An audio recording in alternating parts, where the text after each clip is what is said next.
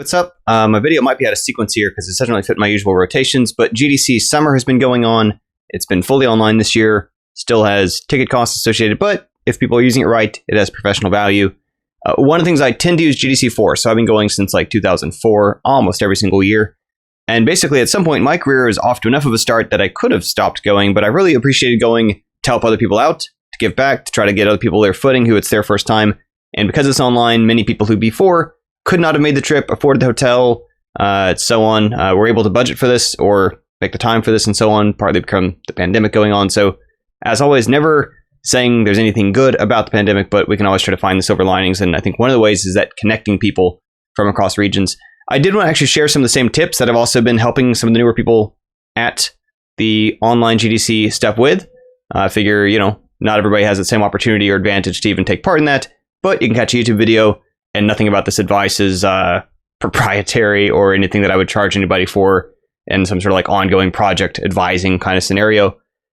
And so one thing that first came up, somebody asked for some resume advising, and I don't do that per se. I mean, kind of casually, but for the most part, we have career trainers and home team that do that sort of thing. I also did see, and he said it's cool to raise awareness to this, Seb Downey Blackwell over on Twitter.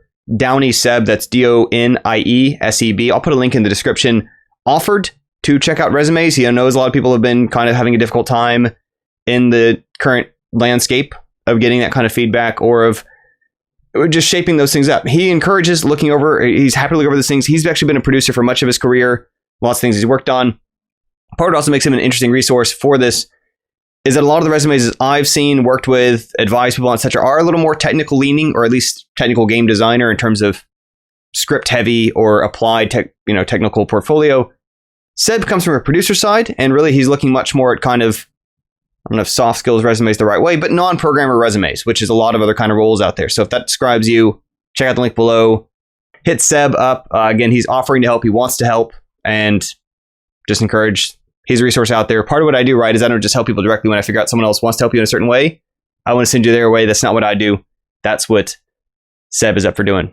Another thing I mentioned about the job search is that even though, and we just came up the other night at our local IGDLA board meeting online, even though lots of other companies, of course, are currently pulling back on recruitment, games in particular, in many cases, have been doing at least fine, in some cases better, from more people spending more time on their devices, more people having time at home, looking for entertainment, being able to, funds that they might have spent on the night out, on the movie, on dinner, they're finding ways to spend digitally, on Switch games, on mobile games, on web things.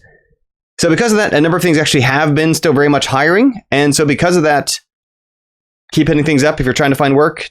And of course, for the foreseeable future, certainly at least for Google, I think they said at least until summer 2021, a lot of companies in the foreseeable future may be more open than they ever were before to potential remote work, especially even at just a contract kind of freelance relationship, which you could also think of as a bi-directional test, trying on the shoe. Sometimes where an employee comes from is that first they were an external contractor. They liked working together. They really they learned to trust each other. They learned to see how each other got things done. And that can sometimes then foster an ongoing work relationship. Not always, and it's not always the goal of freelancer contract either, of course. But more people than ever in games industry are at least hiring as much, in some cases more, and more open than ever to remote or freelance contracting kind of connections from a distance. So this might be prime time to be out there and keep looking. One of the questions that came from that is, okay, well, how do we find these people? Obviously, networking is a big part. People who are able to take part in GDC online and using that resource well of connecting people and standing out in the crowd. That's one way. The other thing, though, I want to really emphasize here, and this comes from, again, IGDLA is an example of this. So I'm the chair for that local IGDA chapter, which does not mean I do everything. That means that we have other people on our board who do lots of the things, and I just kind of keep it on the rails, help our documentation. I've mentioned a few of these videos. We've had a whole bunch of great events. We've had like a recent lawyer panel with business development advice. That's on the IGDA LA YouTube channel, not my same YouTube channel. I edit those videos, I record those, but they're not my content for this channel. They're on a different channel. I'll also link that in the description. But that event, although it's over, it's free out there. You can check it out. It's pretty valuable. There's other things on that same channel, also pretty valuable to check out. But it was open to anybody in the universe. Anybody in the world could have taken part in that. And we post those links to our IGDLA Facebook group. We post them to our mailing lists and things. And this is true not just for LA, lots of areas. IGDA, New York City, Chicago, Seattle, Austin, I imagine internationally, but the ones in the US are the ones I'm more familiar with. Many of these used to be holding free local panels. It's a nonprofit. It's there for community benefit. Or networking events have pivoted to online. Those events for online connectivity are in many cases open to anybody who wants to join in. So find and follow those IGDA Twitter accounts from different regions. See if they have a meetup.com group. See if they have a mailing list to join. See if they have a Facebook group to join. And in many cases, again, IGDA, it's important to emphasize, is not fundamentally a private business trying to drive benefits for members. I mean, that's closer to the model I do for Home Team, which is why we have a whole lot more services and things than, say, IGDA does. But it specifically is a nonprofit there to try to help people who are looking for a footing in many cases, who are looking for connections. And so because of that, it's not just there to serve paying members. You, in many cases, do not need to be a paying member of IGDA to benefit from its events, its opportunities, its connections, its panels, its networking things. And more than ever, no matter where you are based, it might be in the middle of the night where you are, in which case trade-offs might be made. But it's another way to make connections, to engage in those discussions. And then from there, I only mention IGDA because it's such a common template that I know is out there just to try to do good and help connect people. And we have had people attending our events from Germany, from Colorado, from Utah, from Canada, from different places. But again, you can find those. And then from there, you can often find through those networks other things going on that aren't those. There's lots of other similar organizations out there that are kind of much more case by case, unique to Portland, unique to Denver, unique to, just trying to think of some others I know. I think Michigan's got a different, and again, these aren't always IGDA, but the IGDAs often are connected with other people who also are aware of those same kind of things. Tends to be the case that the local organizer folks and the people attending those events have visibility into other things going on that also in many cases are also pivoting to online. And again, a way of do not miss out on these opportunities. This is while you're at home alone anyway, potentially, while you're trying to figure out what to do with that time anyway, rather than feel like, oh, I can't network, in many cases, you have more opportunities than ever to be in on these live sessions, to be part of these panels, to be attending these group networking chats and so on from anywhere. And a couple things to keep in mind. One, again, it doesn't necessarily mean you have to move out there eventually. It's valuable to still make friends elsewhere. You may still open up some remote work opportunity doors. In many cases, too, again, the kind of people who attend networking events tend to know other people who attend networking events, and they themselves attend lots of them. Any given time, you don't know when there's a lead that's going to come out of that, or somebody needs something done, and you'll be who they think of as somebody who seems like a dependable person. They've seen around, they've talked about some things, seems to have their head on straight. So, another tip, do not miss out on the online stuff going on. That, in many cases, again, is free. Networking, panels, etc. There's examples on the IGD Los Angeles YouTube channel I posted below. Other cities are doing comparable things that we're doing here in LA. Oh yeah, you might also check LinkedIn for some of these groups. Some of them, like ours, has a YouTube channel. You might see if those lead you where you would need to find knowledge of the upcoming events. And in many cases, again, like you try to join these groups in Facebook, they might check and see if your Facebook profile indicates that you're a real human being who does things with games. But in many cases, they're not trying to filter you like you're applying for a job as to have you met some criteria. They're not trying to, they don't even in many cases check if you're local. Because like I say, we don't care. We want to make friends everywhere. Oh, a major tip for when you're attending networking stuff, pandemic or otherwise, is making it matter that you're there. And granted, you still need to leave room for others. This is not about dominating conversation. But find ways so that you're asking questions in chat if there's a session going on, so that you're speaking up if there's a roundtable discussion, so that you're going out of your way to attend things, and then be present. Have a voice there. And so you might think, like, well, I'm newer to things. I don't have all the answers. Nobody does. If what you have are questions, and you can articulate that question, what's going to happen is somebody else would have had that same question but couldn't think of how to phrase it, or didn't have that courage or that push to do it. You'll ask the question. They'll appreciate you ask the question. They'll get the answer too because you asked it. And these are the sort of things where part of networking is you going out there and fishing for finding the person you need to connect with for one reason or another. Also, you're trying to make yourself easily findable. You're trying to make it clear what sort of things you do, what sort of angle you're coming from, what sort of things you've done. Again, inappropriate, not elbowing your way into things where you don't need to be, but making yourself findable is another part of that. And so this is where at traditional in-person events, the people who go up and ask questions often get engaged with after the fact from people being like, actually, you had that good question about the educational games thing. Wanted to chat more about that. Do you want to go get food? In online chats, the same thing happens where you'll be having these conversations. And again, if you engage in it, you don't just kind of sit back and play spectator mode as if you're watching a video, because at that point, it doesn't actually matter so much that you're there. What you're really trying to foster there is also an ongoing connection, a link off platform, outside of that one Zoom call, outside of that one live chat, whatever it is.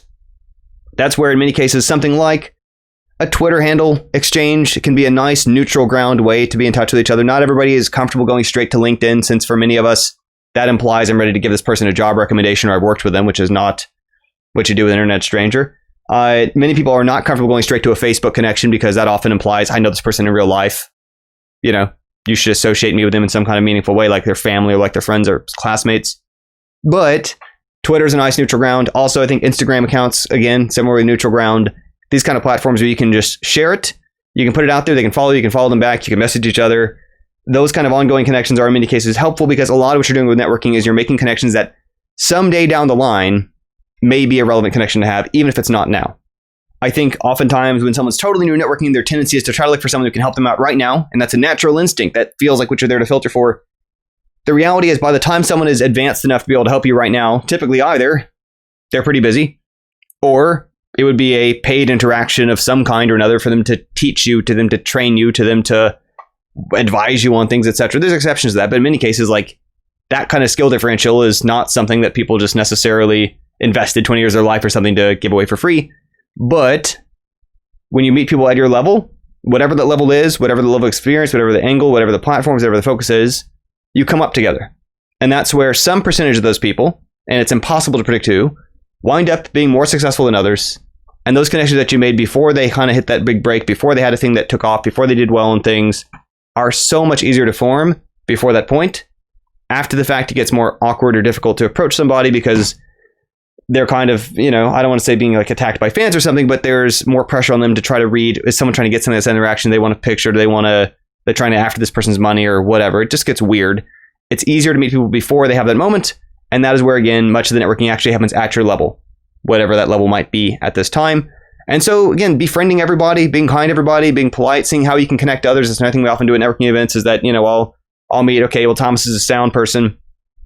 I don't necessarily need a sound person at this moment, but I'll keep him in mind. I'll put his, you know, in this case, maybe I'll put him in my notes since we're not really exchanging business cards online.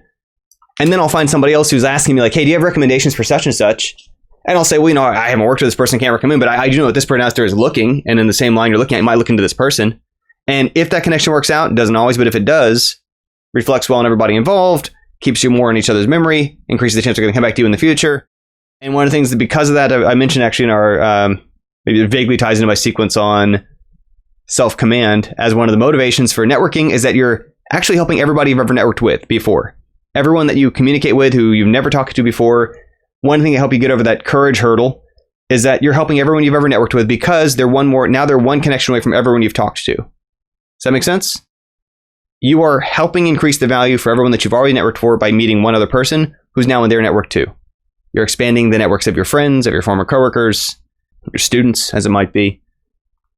It probably goes without saying, but if you can, and this is not going to be everyone's jam, and that's life, but if you can leverage this time to get comfortable with online interactions, with being on a webcam, with sitting in front and talking to a mic, and it's okay if you don't like your voice, it's okay if you don't like your face, your hair, something about your appearance.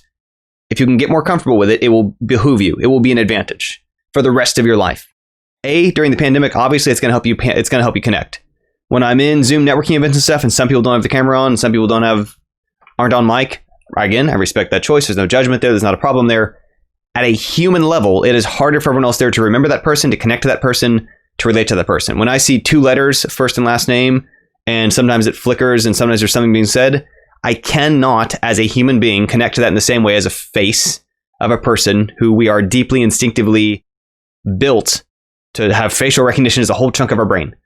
And if you can get more comfortable with that kind of exchange, it's going to help you when you interview. If you ever interview remotely, it's going to help you show your own content. If you ever want to make YouTube videos or Vimeo stuff, it's going to help you Zoom chat, not just during the pandemic, but for the rest of your life. If you ever want to do other kind of opportunities like that in a similar kind of format, it's going to help you coordinate with remote collaborators. So even if you are working locally, but you suddenly for your workplace need to connect to somebody else who's elsewhere, you're going to be more comfortable with interaction. It is a lifelong skill. Think of it like tying your shoes or like cooking enough food to survive to communicate online. And getting more comfortable with that, if it's not where your skill set is, that's fine. When I started 10 plus years ago on YouTube, I was pretty rusty at it. I've, if nothing else, put in a lot of practice, and I don't think I'm necessarily great at it, but I'm functionally fluent enough that it's much closer to interacting with me in person, which gives me an advantage when I'm communicating online versus somebody who hasn't put that practice in. So it is as good a time in history to be practicing that, to accept that like that's going to be a skill even beyond the pandemic. It's not like when the stuff passes, you'll never communicate online again. It's going to be beneficial to get some practice in at that, whatever form that might take. And that could be, heck, record some videos and don't even publish them. Just that rehearsal time is going to help you out. If you can stomach it, watching yourself on video, it's hard. It will also help you if you can get over watching yourself on video and just being like, oof. Which I obviously got my share of doing that to myself too. Like I say, a lot of what I'm trying to do is connect people. So I'm just trying to skim for any other things I shared that might be relevant. Oh, somebody's asking, so it was their very first time at something like this. They're trying to figure out, okay, what do you do in networking conversations? Heck, do you like have talking points of a certain kind? Do you focus on personal life or the career focus? And my main advice there is to kind of read the room. There is no universal answer. That's been true in person forever. That's also true in professional, even online contexts. In part because people are coming from different backgrounds, different kinds of events, where some picture it like they're at a bar, some picture it like they're at a coffee shop, some picture it like they are in the office, some picture it like they're at school. But because of that, it's going to depend on the conversation. And part of what you're also getting a read on is not just what people are talking about, but who here knows each other, who here kind of maybe came as a group or has worked together. You might be picking up on, are some of these people from the same schools, or some of these people from the same workplaces? Does anyone here seem kind of more senior or kind of more, did they bring the whole group here, etc.? And those are just things to be aware of, right? There's not some sort of calculating step of, okay, therefore then do this, but it's good things to kind of like pay attention to understand the setting, and that's going to help you wade into that conversation more comfortably. And the other thing that also is to keep in mind for networking context, and I've brought this up before, probably years ago at this point, so hey, bring it up again, is that in a networking event, professional networking event, this takes some getting used to for people because they're cultured from like school settings and lunch tables and being around friends and whatever. If you were just sitting at a table with some people and they were talking about some stuff you just weren't interested in, and you just got up and left, that's kind of faux pas in a social way. That's kind of awkward with your friends. If you're at a professional networking event though, if you're at a conference, an industry thing, an online panel, Zoom breakout rooms, whatever, and you're in a group conversation, you just decide like, well, this isn't for me. It is entirely appropriate and in fact helps everyone there for you to free that seat up and be like, actually, I'm going to check out another group. And you don't even have to apologize for it. You don't have to make it a big deal. You don't have to like get mad or anything. You don't have to silently do it either. You can just be like, I'm going to check out, chat with some other folks, got to mingle, got to rotate. And that's fine. Again, that actually, if anything, frees up a seat in that same space for someone who might actually better plug in and want to talk about whether it's VR, whether it's mobile, whether it's programming, design, writing, cats, right? Maybe a conversation is more professional than you want. Maybe it's less professional than you want. Maybe some people swear more than you're comfortable with. Maybe some people are talking about topics that just don't interest you or something. Whatever it might be, it's perfectly fine in a professional context. And I encourage it to practice getting over that awkwardness and just be like, well, I decided that these hours here essentially are work time for me. This is not, as an internal conversation, this is not productive in the way that I need or want it to be. So I'm going to transplant myself to try to get more value for my life path out of these hours I've set aside to do this. And that's fine. That's totally fine and encouraged. It's a networking skill to get used to because we got to kind of unlearn some stuff that, again, would be weird to do like in a school setting with our friends. Oh, one of the things that he's kind of just trying to figure out, like, again, how these conversation flows work when networking. Basically, anytime you start to feel like it might veer off into a one-on-one conversation, like I'm kind of starting to, just reflexively, because I'm curious and I have questions, and I start kind of interviewing somebody. You don't really want to dominate the conversation with a lot of ping-ponging back and forth. Ideally, you take that offline. You say, like, actually, I've got a lot more I want to pick your brain about this if you're up for it. Can I get your Twitter handle? Can I get your email address? How would you like me to reach out to you after this if you're up for that? And taking those conversations offline avoids it from derailing the whole rest of the group. Seen as a nice thing to do and creates more space there to actually keep that conversation ongoing, where, again, a lot of the networking events, it's about finding people, it's about them finding you, and some of it's about how do I foster a ongoing communication, relationship, connection off this platform ongoing into the future. And that's as good a time as any to make that kind of gap if you start to see that. I will say, again, this is also a thing where like people earliest in the career tend to be, it makes sense, have the most career questions, be very inclined to be asking these questions about kind of like, how do I get a job? Where do I give my resume? How do I get help with this? How do I get help with that? And those can be fine. And you'll find a decent number of people are like happy to provide some advice and happy to share some things. And in many cases feel like they've accumulated some experience to be happy to pass on. That said, it's kind of, to no one's fault, the same questions so often. And for people who are past that answer themselves and in a different phase of their career, often they can feel worn out by that. They can feel turned off by that. They can feel just kind of don't want to keep talking about that. It's one of the reasons why certain types of networking events have a harder time attracting more mid-level people who are not so senior that they just kind of want to focus on mentoring and giving back in their career path, but also, they kind of avoid things that have a lot of students because there's a kind of pattern of questions that tend to arise. And again, it doesn't mean you can't ask those. It doesn't mean you can ask if it's all right to chat about that. But it's a thing to be aware of, sensitive to, that if it feels like they don't want to talk shop, they just want to talk and relax and blow off steam because they're happy where they're at in their careers and other stuff, that's the thing to be aware of. And many times, you can actually make a good lasting connection out of somebody anyway by just talking about things that interest them, getting to know them, genuinely caring about these people as people, right? They're not widgets. They're not objects or game carts or something. They're human beings. And getting to know something about the other people can, in ways, help that connection stick in both your minds, stay in both your memories, and from a sheer practical perspective, be that much easier to reconnect with later. In the same kind of way that you might think about one of the things that happens in video positioning. And so I'll just, this tip came up the other day in one of our other chats from one of my groups I mentor, was like, when you make a video, I have videos on YouTube that are just like, okay, I'm going to show you how to fix the origin point of if it's in the wrong place on Unity. Bam, bam, bam, bam, bam. That's how you do it. Gone. And there's nothing in there about me, my thinking, my attitudes, my opinions, my views, my perspective, my anything. I have no trace or fingerprint on the video. Now, some people, that's what they want. They just want the quick, give me a practical thing. But here's the reason I bring that up here. People who watch that video will not subscribe or ever watch any of my stuff again, and they don't care. They don't care who I am. They have no reason to watch me over somebody else's thing. Next thing they have a question about Unity, they're going to just hit YouTube, search the question, whoever's video they see, they're going to watch that one to get their quick answer and get out. That's fine. Nothing wrong with that.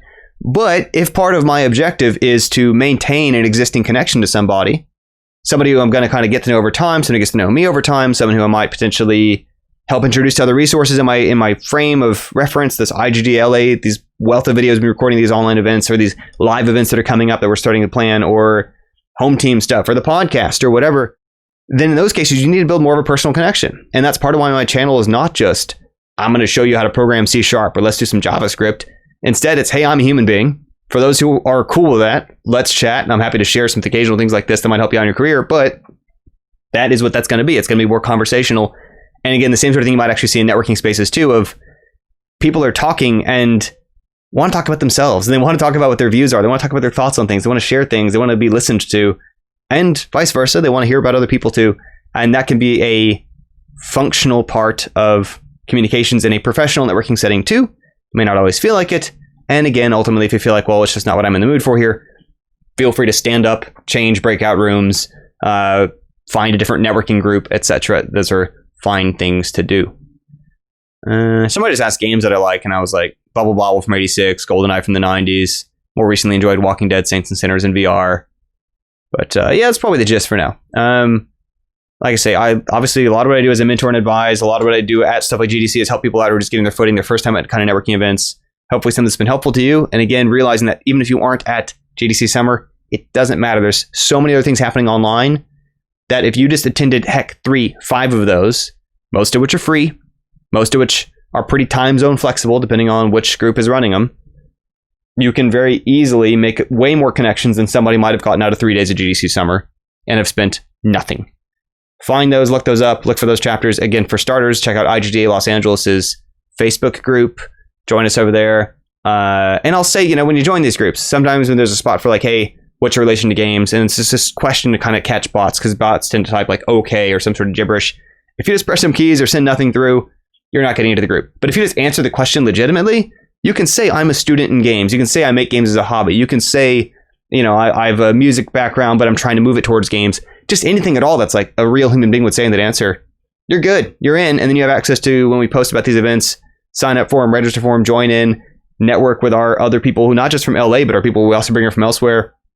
One of the things you might actually see happening, especially as we keep bringing in more people from elsewhere, there's a lot of folks who are in the Los Angeles area that I don't ever normally see except when we go to San Francisco for a Game Developers Conference, or we go to Seattle for PAX, or we go to whatever, I guess Austin for PAX South and that kind of stuff. But like, you might actually find someone who lives in your general area through going to IGDLA online meetups or IGDA New York City meetups or non-IGDA online networking events, panels, and so on. Because again, none of us are geographically bound right now. Just like with Home Team, we got people in like 19 time zones. Many more groups are currently discovering that yeah, it's easier sometimes to connect through a computer to people everywhere than it would be even like to get 20 neighbors together. It's harder than it sounds. Anyway, so that's it for the day. Hopefully been some helpful stuff in there. Appreciate you tuning in as always. Thanks for hanging around. I'm going on a real short kind of little road trip this weekend. So it might skew the video timing a little bit for other stuff. But yeah, hopefully it's been a good one before that short break. Other news coming up soon for Home Team and for the Patreon and for other stuff. But yeah, we'll shut it down for now. Thanks as always. See you next time.